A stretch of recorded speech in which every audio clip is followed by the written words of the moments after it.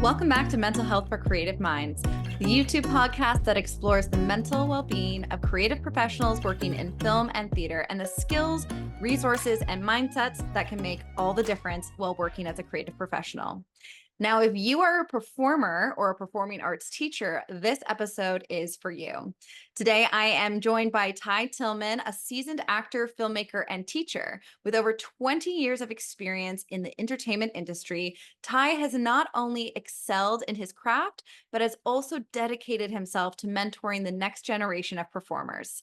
He is a co-founder of Wellbeing and Entertainment and Creative Arts, a nonprofit organization focused on promoting the health and safety of entertainment professionals. In this conversation, we'll explore his innovative approach to teaching, where he empowers his students to find and hone their unique voices and to prioritize their mental health. Tyee's philosophy is grounded in creating a brave space for his students, encouraging them to embrace vulnerability, speak their minds, and celebrate every step of their creative process. Whether you're an emerging artist or a seasoned performer, this episode is packed with insights and practical advice on maintaining mental health in the arts. Tyee's passion for nurturing his students and fostering a supportive community shines through in his teaching, making this a must listen for anyone involved in the creative industry. So, without further ado, let's dive in.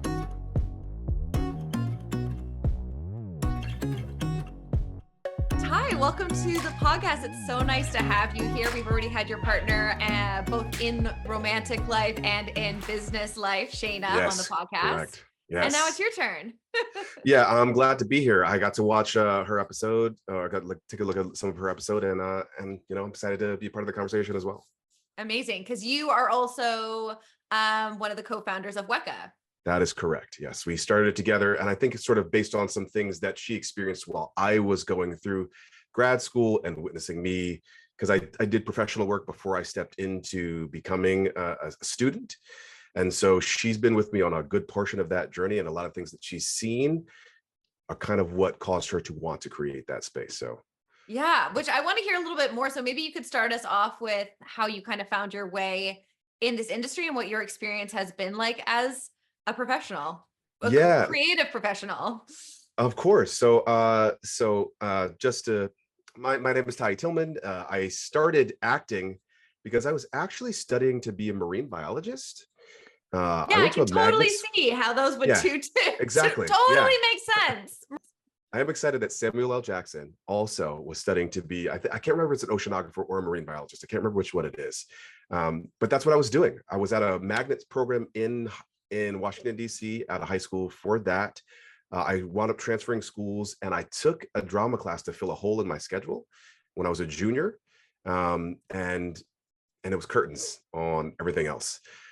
So I've been acting professionally for 20 years at this point.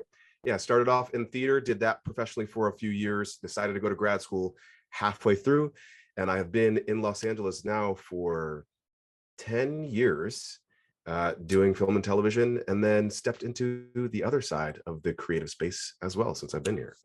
Yeah. Which other side you mean teaching, right? So that's always been a part of it. Like, I graduated from high school and taught at a summer camp, and I've been literally doing it throughout my entire career as an actor. And so I've stepped into the filmmaking space, and that's it. As a director, I don't quite want to call myself fully a cinematographer yet. I would say more like a camera person. And then I'm now teaching at a high school, CS Arts, in Duarte, California. So cool. Yeah. So cool. Well, let's get right on into it, because you mentioned, and Shayna did mention on her episode, that some of this working on the wellness of creative minds, similarly to me in film and television, we are well aware of the struggles that a lot of us are facing and the unique pressures and stressors. So like, what was that? What were you experiencing at this time in your life? One of the major things that I think has always come up is the fear of losing the job, like the scarcity mindset of like, oh, if I don't take this thing, then I'm going to lose something else. Or if I don't speak up for myself in this space, like if I do that, then I may potentially lose my position. So I'm just going to sit back. I'm going to go with the flow as often as possible. Just, hey, everything's going to be cool. Everything's gravy. Like that's kind of the energy that I've always tried to keep. And I think that maintaining that level of everything's okay. Mm-hmm. Like that, that meme of the dog sitting in the room with the fire. Everything's fine. It's fine. Like Yeah. sometimes that level of anxiety is creeping up inside because there are so many things that may come up in a moment where somebody said something racist. And I don't want to lose the job, but I want to correct the fact that they said something hella racist. Or not even, it's a microaggression, right? Things of that nature. And that's just like icing on Yeah. tape on top of the cake of what your peers, your white peers might be facing too, of like, we all have this instability. We all have are in this competitive scene, but if you are of a minority, then you experience something completely different. And studies show, I don't know what it is for men, but I know that if you're a woman, you'll face more challenges than the average person. And if you're a woman of color, it's double even that. Right. That. And I wish that I had done the research before we had this conversation about what the statistics are for men of color. But Yeah. I do know there are things that I have run into specifically because of that, even down to the number of roles that are available for the things that are being shot. And that continues to break down throughout races. Like, I've had some conversations recently about what it is to be an Asian Pacific Islander and what those things and what that challenge is in terms of their levels of representation. Mm-hmm. Like those are things that have constantly been sort of coming up against throughout my career. So I'm hearing a lot of fear, a lot of personal fear about like your safety in this Yes. industry. Mhm. Um, how do you navigate that? How does this affect your mental well-being or your ability to show up? Well, I would say that one of the things, since I've been doing this, like I said, for for a while now, and one of the things that I've started to make sure that I've done for myself is I've gotten much more specific about what things I'm willing to do and what things I'm not willing to do. I now, when I wake up in the morning, I do a breathing meditation. Before I go to bed at night, separate myself from the social medias and getting into the comparison space. Once again, I meditate before I go to bed at night. Um, I gave my manager a very specific timeline for auditions that I get. So like if there's something, I need 48 hours to prepare for a thing, unless it's like the project.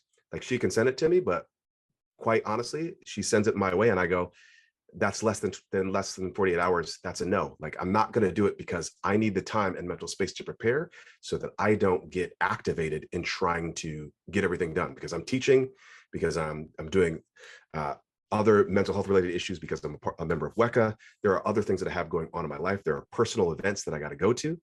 So I'm very particular about the time that I spend doing the art that I want to do. And it's always my choice, because it's been interesting to remind other people that we are actually the boss in our career. Even when I'm talking about the percentage that your agent, that your manager gets, yes, they do help you get the work, but you have to do the majority of the work to get the job. They get 10% or 5%, whatever the rate is, and you get the majority of it because you are the one driving the engine all of the time.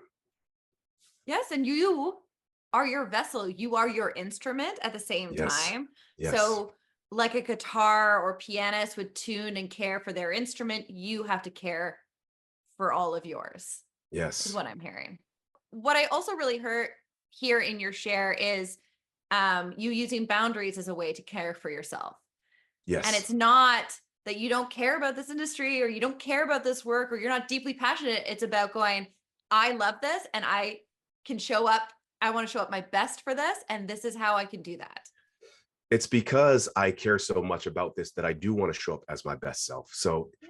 even when I show up on a film set, and I'm grateful that one of the producers for a short film that I shot at the end of last year said this to me in a conversation that we had after the fact, that when I show up on set, I try to make sure that I'm taking care of myself. And as I'm doing that, I'm also trying to make sure I'm taking care of the other people that I'm working with. And he said he could feel that energy from me in the Mm. space, because if someone else is activated and I have to have an interaction with them, I'm going to take their energy, because that's my job, is to share the energy with the person that I'm with.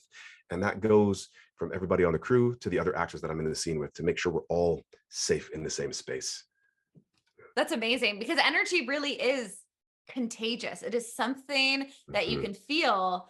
And one really fun fact I learned when I was studying somatics is that our nervous systems can co-regulate to each other just by being in the same vicinity. So if someone is activated, or if I'm like super stressed, I used to go and cuddle my partner, or I'd go hug somebody, because their Right. groundedness can help ground me. But in the reverse, what I'm hearing is, the toxic energy, or this negative energy, or this fearful energy can also be infectious to you. So you try and spread this joy, this positivity in your spaces. You try and bring that good energy into the spaces you step into, in hopes Yeah. that it spreads a little bit.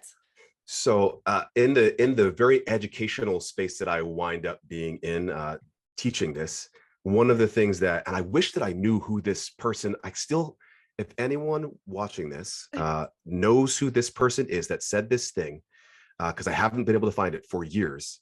But one thing that I say to my students a lot, that I say even when I am running a set, is that we have a lot of work to do. We have very little time to do it. So we must work slowly. So it's all about taking our time, and remember to take that breath, to ground ourselves in the moment, to do the necessary thing, so that we're actually taking care of ourselves in the moment. Because we know this craft, this business, has a drive, has a stress to it. It's about conflict. That's literally what we're doing. And so it's going to come up. And how do we slow down in the moment to make sure that we're feeling safe as we're doing it? I absolutely love that. And I'm Mhm. curious as to when it clicked for you that mental health is important to be successful in this career. Wow. Uh, I don't think it was when I started. That's for sure. It definitely wasn't when Um, I started. I was, yeah. when I was growing in this industry, it was all like, the show must go on. You Hmm. push, you Hmm. persevere, mental health wasn't a thing. It was just like, how can I get the job done? And for me, it took a long time to understand the different ways to care and regulate. I just thought that pushing and showing up and going for it no matter what was what I had to do. And Right. there's actual like skills and tools and resources that fuel that in a healthy way. But if you don't have those, then you'll burn out like me. So when did you learn it? So this is I'm so glad that you actually asked this question, because I hadn't really thought about how specific this actually is. But when I think this journey started, I was in grad school, and we had a couple of things that, because I haven't gotten consent to talk about from the people that are involved, I'm not going to talk about the specifics of those events. But there were some things that happened while I was in school that everyone is currently okay. Nobody, no one died, nothing like that. But there were some things that came up that stressed out the entire class. And we had 8 people, and we wound up graduating with 6. Because of some of the things that happened, uh, there was a gentleman who was the artistic director of California Shakespeare Theater. I don't know what he's doing now, but his name is Jonathan Moscone, and he was our acting teacher that year. And as the event happened, the next days in class, he was like, "Hey, you've got to take care of yourself, right? Like what just happened to you all is an event, right? And if you come to class tomorrow and you don't have it, go home. If you feel like you're in the middle of a thing and something activates you, you need to leave, because you all have been through something and you need to pay attention to what's going on with you in this moment." And I heard it then, and I think that that's been resonating for me for a few years, and Mm. it's really sort of come to fruition for me, I would say, probably in the years before we experienced COVID, and then it really became fully evident uh, during that time. Yeah. Yeah. I think for a lot of people Yeah. Oh, too. yeah. And I'm so glad that you had a teacher during that time who could support you guys in that way. Mhm. I did not have always the greatest teachers. I do have some amazing teachers, especially my high school teachers. Um, and I had some amazing college teachers. Like I went to an acting conservatory too, and it was a very intense program, but I don't remember being taught about how to care for my mental well-being. There was a lot about the caring for the physical body, vocal rest care, that kind of stuff. Mhm. But mentally, it really wasn't. If anything, I feel like I got the opposite type of support, like that break you down to build you back up type of thing. Yes. And my program was one that people would be cut out of the program every semester if you weren't meeting up to their expectations. I think we started with like Mhm. 35 and graduated with 14 or 16. Right. What, as a teacher now, uh, as as you are a teacher Right. for art for actors and performers now, what kind of lessons or insights do you try and give to your students in terms of how they can care for their mental well-being in this industry? So one of the first things that I start my class with now, and I'm talking the beginning of the semester, and I try to reinforce it as often as possible throughout, is I talk about trauma responses. I talk about fight, flight, freeze, and fawn, which fawn is a newer addition to that listing. Uh, Do you want to th- explain it real quick, just for anyone sure. listening who might not be familiar? Sure. So these are essentially the four basic responses that we have when we receive some sort of potential conflict. We if we're fighting it, we tend to argue or we get into it with that person. Flight, we run away from it. We try to escape. Freeze is the deer in headlights, that moment where you just uh, don't know what to do and nothing happens and you're stuck. And fawn is when you the best way that I can think of it in quick space is to talk about Stockholm syndrome. Is that like when you have been uh, taken hostage by a person, you start to develop a relationship with them. It's the parent-child relationship. It's the teacher and student relationship. So I talked to them very early on of going like, your expectation as a student is to always try to give me the right thing, to always do the thing that I'm asking of you. And everything in this class is consent based, right? If you do the thing, great, you tried it. And then you realize that at the end of the exercise, you're like, it bothers you. I go, I want you to feel brave enough to stand up and go, hey, that made me feel a little bit uncomfortable. And so that we can have a conversation because we can't fix a behavior that we don't know happened. And I tell them if they don't feel comfortable talking to me about it, to talk to one of their fellow students or to talk to another faculty member on campus. If they don't realize it until the next day, because very often when we're in the space and our adrenaline is pumping, we don't recognize that we're feeling the thing until after it's happened. And so if it's not today, if it's next week, you go, hey, that thing, that lesson from Monday, it hit me like this. So that there's always an opportunity for them to be brave enough to talk about it. Uh, and assignments are consent based. Like I do go like, if you're not going to do it, I do want you to stand up though and say, I'm not going to do this thing. And you don't have to tell me why in that moment, but you do have to stand up and take ownership of that thing. Uh, and that's one of the things that I try to do on the first day of class. And I try to sort of stress and come back to that as often as possible because it's vulnerable, right? We're standing up in front of people and sharing ourselves. And that simple act, whether or not they want to be an actor or not, that is brave. And so we try to celebrate every single moment of that. And we try to take care of every person that's willing to stand up and do it. There's Um, one thing in what you just shared that I wish I had more teachers encourage me to do because I am a recovering people pleaser. So fawning is very much deeply ingrained in my conflict response right. system.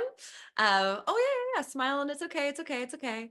And what I hear and what you just shared is like you're allowing their voices to be present or heard. You're encouraging them to understand who they are and kind of step into that powerfully or confidently Yeah. and practice that voice, because this industry is, especially as an actor and performer, this industry has a lot of opinions about who they think you are Yeah. and how worthy they think you are, and there is going to be a large amount of people who think you suck and you don't belong, and there's also going to be an amazing amount of people who see you for your gifts and your voice and want nothing more than to watch you and hear you all the time.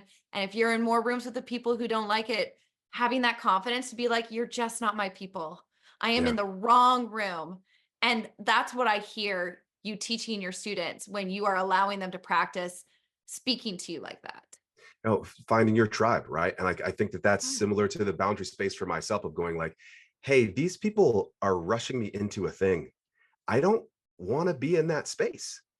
And I often, as a piggyback on that, I often, in teaching any exercise, I have the industry standard and I have the classroom standard at the same time. We're always working with both.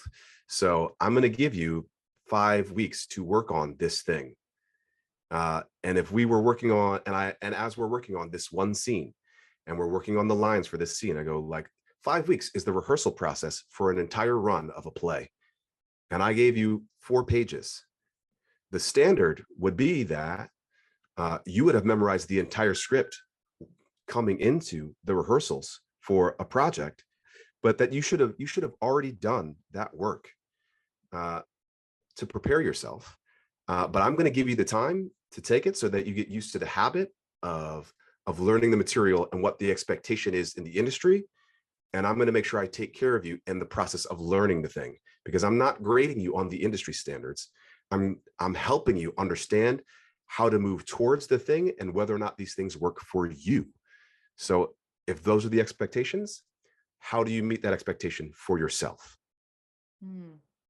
How do you navigate failure in with your students? Because obviously it is, I can't Yeah. even tell you, like, that was like the thing we heard over and over again in theater school was like, you got to fail, you got to fail, you got to fail.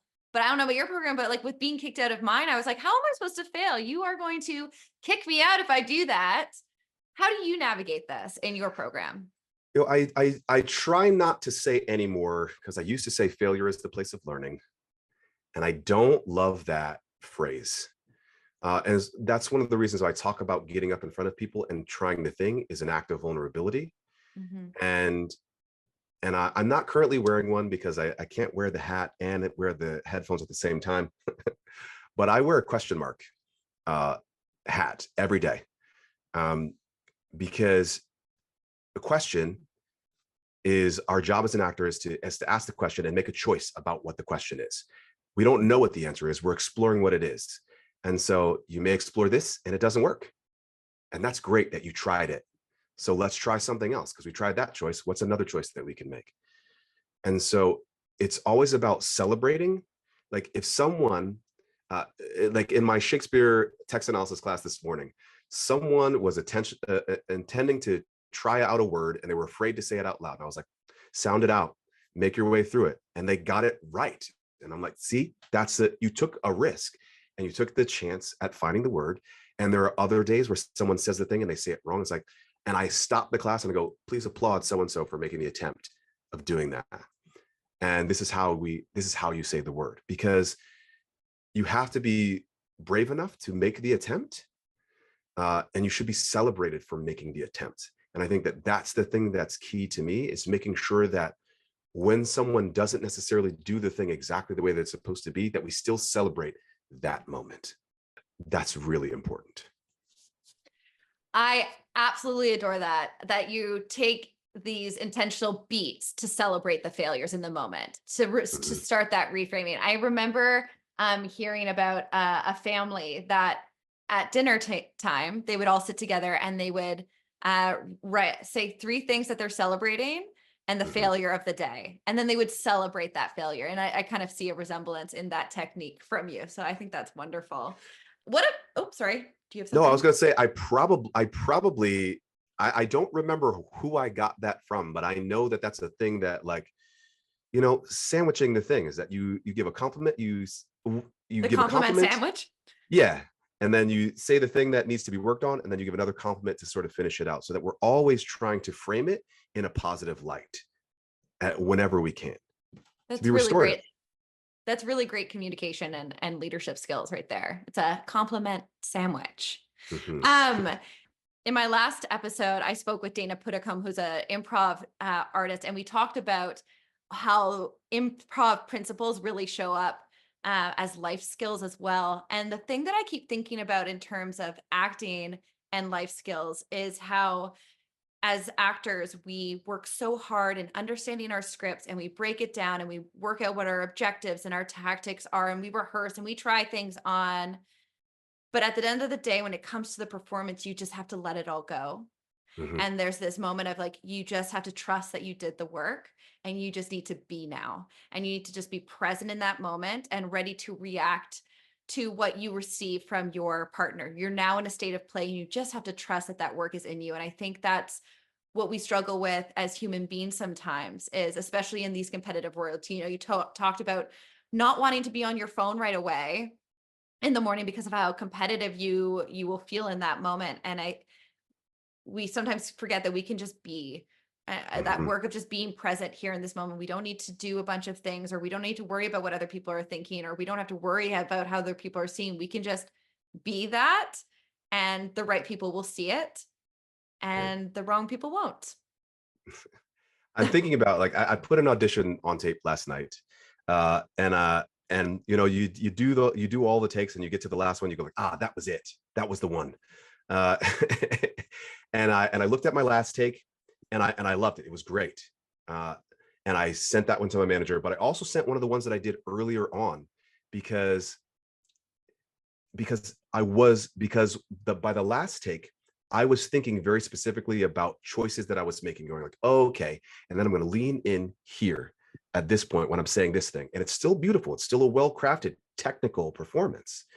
But those earlier takes, which are me naturally reacting to the thing that's happening in the moment, uh, in my head, having the thought of like, oh my God, am I doing this right? As I'm asking this, I don't know if I'm doing it right. That vision of that is kind of what the camera really wants, is seeing that moment that catches you off guard when you're not prepared, because we're supposed to be living the truth of a moment. And so whenever something comes up that's in those earlier takes, when I'm less rehearsed in it, those are very often the things that I feel like book me the job. Do you ever do those takes where you're just like, okay, I'm just going to let it all go. I'm going to Mhm. shake this all off, and then I'm just going to do a throwaway take. I'm just going to do one Yes. where I'm just going to, and sometimes those can be truly the best because you're just so, everything's whatever. I'm just going to be here and react. Yeah. Or have you ever had an audition where you're just so like, you've been trying so hard, you're so fed up of all the rejections, you're like on this close to giving up. And so you go to an audition and you're like, I'm just gonna whatever, I'm just gonna blah, blah, blah, blah. And then that's the one you end up getting. Like, I've heard that story so many times. And I think there's so much juice to that. Yeah, the first national commercial I ever booked was very much that. I hated commercial auditions, and I went in like I was like, I don't care. Every time I walk in, they hand me a different script than the one that I already had. So like, I'm just gonna go in and have fun. And I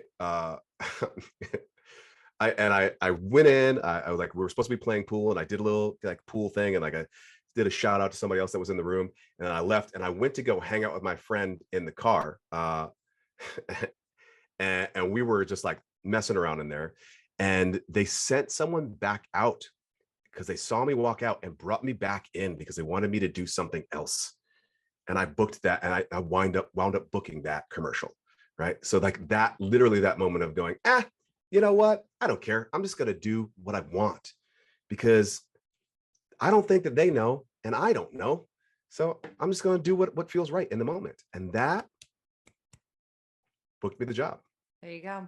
That's what well, one of the pieces of advice that I take and what I share with people sometimes is just let them say no. Like, oh, Yeah. if you are just like kind of spent and you don't feel like you can show up or apply to these things or audition for these things, just do it. Let them say no. But Yeah. like, don't say no to yourself. Don't take those opportunities away from yourself. And auditions, I know we hate to say this, but it is true. It's your opportunity to perform for someone. And how cool is Mhm. that? I mean, I feel like Yeah. that's more rewarding when it's in person and not a self tape because you just feel like it's going to nowhere. But whatever. Um, what do you think are some of the more pressing issues on mental health and well being in the entertainment industry today? If we're talking this moment right now, I'm going to move some things around on my desk Mhm. because that's a calming exercise for me. Is the state of the industry as it currently is, because we've just come off of a year that uh, there was essentially not work happening for about 8 months solid, um, and there were more contract negotiations happening this year. Uh, and so the industry has slowed down. There are cuts happening to the amount of things that, as streaming is starting to understand how much money they were losing in creating that much content. So the industry is restructuring itself. And I Mhm. think that right now, that restructuring, that lack of opportunity for friends that I have that work in all aspects of the industry, that are in post production, that are in production, that are doing sound and gaffers. Everyone is feeling a little bit of pressure because there are less things being created right now. Yes. And I think that to me is the biggest thing currently standing, because I think the stigma is starting to be released, right? It's starting to become more acceptable because I think of COVID for us to talk about it, because Mhm. that would have been my original thought. And I still think that that's present, but what the industry is doing right now is definitely having an effect on people's mental, physical, and financial well-being. And those things are not mutually exclusive. Mhm. Uh, they go together. So many people are struggling right now. I myself am feeling the growing pains of this industry. I've worked less than I have in previous years, and a lot of the shows that I could rely on previously have been canceled. So Mhm. I am so right there with you all in the mess of this. And I think it's out of our control. There is so much that is seemingly out of our control. We're working on making some changes and there's people trying to bring shows back. But in terms of, crew members or performers, a lot of this feels scary and out of our control. And I think Yeah. it highlights the importance of doing this self-care work and having safety plans in advance of things like this happening, because we have to be able to care for ourselves when these things happen. And when we're in the midst of things like this and we are fearful and scrambling, we can't it's hard for our brains to think of resources. We're fighting, we're flighting, we're Yeah. appeasing. Yes. And so to have those plans developed in advance. I know that I have been doing this work since COVID myself. I feel a lot of similar pressures and stressors that I did during that time. But this time around, I have those plans in place. I had financial plans in place and I'm able to cruise it a little bit better. And I think it's a testament to this work. I've seen myself just navigate this time differently. But it's tough for so many people right now. How are you caring for yourself through this? I remind myself to take breaks, like that it's okay to not feel like I have to be doing all of the things all of the time. Uh, and and I recognize that, like, one of my best friends, because I had an experience. I booked a thing this year that I was really excited about, and some things sort of fell through in terms of how the project ultimately wound up shaping up.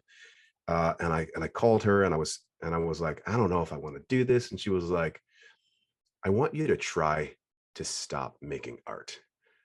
Like, I want you to try it. Like, let me see I'll see how that goes for you. So she gives me a bit of the tough love, uh, but she's right that, like, I'm gonna make the art no matter what, because Mm. it's in my being. It's who Um, you are. yes. So sometimes I get paid for it, and that's great when I do. But I remind myself that I'm going to do it anyway because I want to. Uh, and it's one of the reasons that I love teaching, is that I'm still directly engaged with the creation of art, and Mhm. I'm passing along information that I think is going to hopefully help them shift the industry. Even as we're doing it now, they're going to step into this space with expectations of what their career is supposed to be like, of what things are supposed to be receiving, so that they're already going, oh, okay, well, this is not, no, that's not acceptable for me. Oh, I need that. Uh, and so allowing myself to, like, doing that, passing that along, and allowing myself to breathe and go, this is just a moment, right? This thing that's happening is not forever. Uh, And you and are I have, completely capable of figuring it out. I am, I have many times before, because this is not the first time in the 20 years that I've been doing this where I've had a year where I've gone, I haven't made anything. Nobody has hired me to do a thing this year as an actor or as a filmmaker or as an editor. Like, that didn't happen this year. But I still made some of my own things that I created on my own. Like, I took that time to teach myself more about how to operate a camera, the process of editing, color correction, like that. Those are the journeys that I go and go, like, so what am I going to do for myself so that I still stay fulfilled, and that I find things to support me while I'm doing that? Because I cannot not do this. And I tell my students, if you feel like you want to do something else, you should. This is, if you feel like you can't do anything but this, then this is for you. And you're gonna be successful at it, because you can't help but keep doing it. It sounds like you're well versed at filling your own cup, knowing how to create that creative stimulation within yourself and to, yeah, fill your cup, which is such an important skill to have. Right. It's that analogy of, like, is the cup half empty or half full? The cup is always both, right? The things are happening at the same time.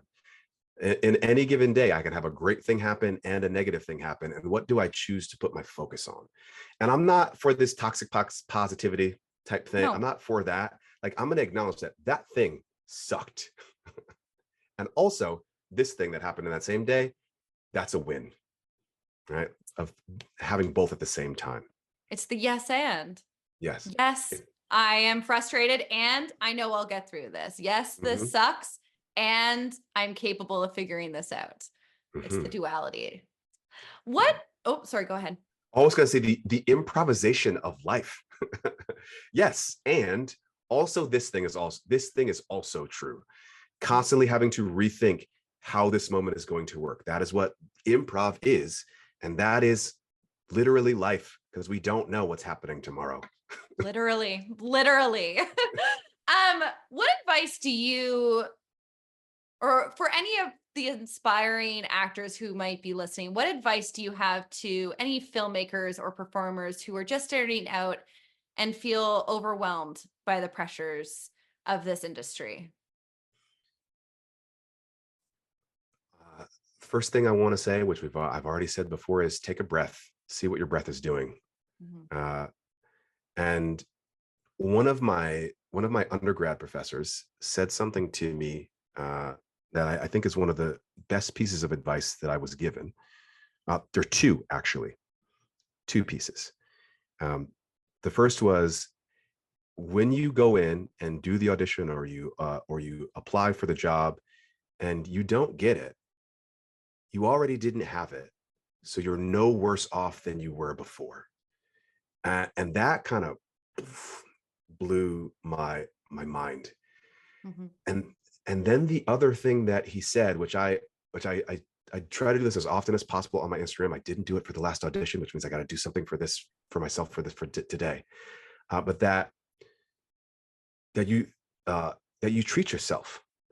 You did the thing, and whether you, like, if you did the audition, or you pitched the show, or you submitted the writing sample, celebrate that you did it. Like, I personally love getting a strawberry shortcake ice cream bar. and eating one of those, because it's my way to go, like, I just did something that was hard and I accomplished it. So I got to celebrate the fact that I did it, whether or not they say yes or no, I did it. And that's a step forward for me. Mm-hmm. So that's my advice. Celebrate yourself whenever you do the thing. Ty, you do not need to tell me twice. I am willing to celebrate myself all day, every day. And now I need like a strawberry shortcake, something or other. Ty, this has been such a great conversation. I've really much Yes. enjoyed talking to you. If anyone listening wants to stay connected to you, learn more about you, what's the best way to do that? Like, do you have any projects coming up? Anything that people could connect to you over? Sure. So what I would say is, if you want to find me on Instagram, I'm at T to the second at that's at the letter T, the number 2, the letter THE, the number 2 ND. You can find me there on Instagram. I have a Twitter, but I don't. Excuse me, X. I have an X, but I'm never on there. Same thing if you want to find me on TikTok as well. You can also find me at Lights on Mental Health podcast, because I also have a podcast as well, and we also talk about mental health there. So you can find me there. The next thing that I have coming up is going to be Shots LA, which is a group that I've worked with a couple of times. We started making, they do small theater pieces that they put together over the course of about 2 weeks. You have about 6 hours to rehearse. So it's written in about a week. You have 2 weeks to rehearse it, with about 6 hours total for that time. And then we put them up for one night only. And I have made short films for them for the past couple of sessions. I'm just going to work. I wrote, directed, did not star in previous ones, but I am just going to be, I think, working this time as the director of photography for someone else's piece, which is going to be a great experience for me. And that is July 25th. I want to shout out one other thing, which being a member of WECA, we've been having some conversations about partnering with Hollywood and Mind, and they just had their second summit at the end of May this year, and they're having some pop-up summits throughout the year. They're having another one on September 12th, which is going to be based on Black representation and mental health within the film and television industry, or within the entertainment industry as a whole, because they also have musicians as well that are going to be a part of it. And so we're in the planning phase of trying to find some people to be supportive for that event, so that we can keep the conversation moving forward. And that would be out in California, I assume? Yes, that would be in Los Angeles, which I forgot to mention, because that's where I am right now. That's okay. That's very, very cool. And I will have links to all of those in the episode description. So don't worry about it. You can just go into the episode description, click away, and be connected to Ty and his events right now. Thank you so much, Ty. This has been a great conversation. Thank you so much, Jess.